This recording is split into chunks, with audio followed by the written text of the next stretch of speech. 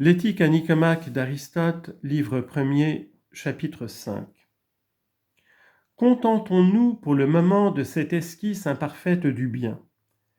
C'est une nécessité peut-être utile que de commencer par en tracer d'abord cet incomplet tableau, sauf à revenir ensuite sur ses premiers traits. Une fois que l'esquisse a été bien faite, il semble que tout le monde est capable de continuer l'œuvre et d'en préciser tous les détails. C'est le temps qui trouve tous ces progrès, ou qui du moins est un puissant auxiliaire pour les faire découvrir.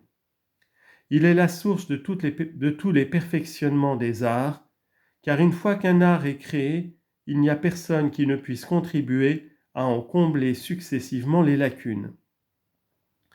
Il ne faut pas oublier non plus ce qui vient d'être dit. Répétons qu'il n'est pas juste d'exiger en toute chose un même degré d'exactitude et qu'on ne doit demander dans chaque cas qu'une précision relative à la matière qu'on traite.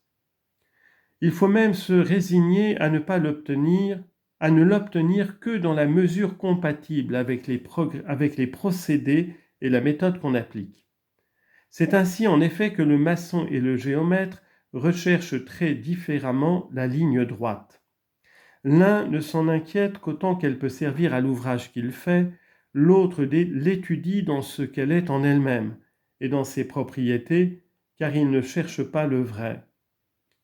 C'est aussi ce qu'il faut savoir faire dans toutes les autres choses.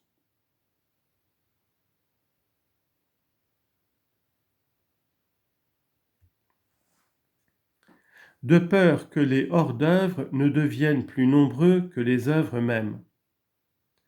Un motif semblable doit nous engager encore à ne pas vouloir en toute chose remonter également à la cause.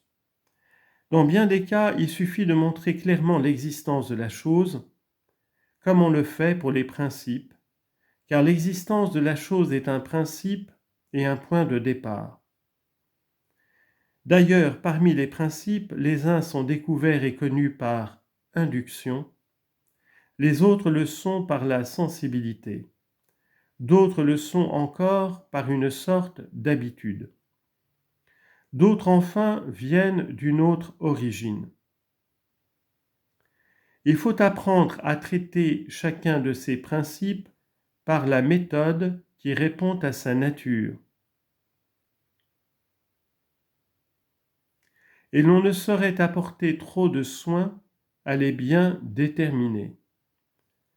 Ils ont une grande importance pour toutes les déductions et les conséquences qu'on en tire.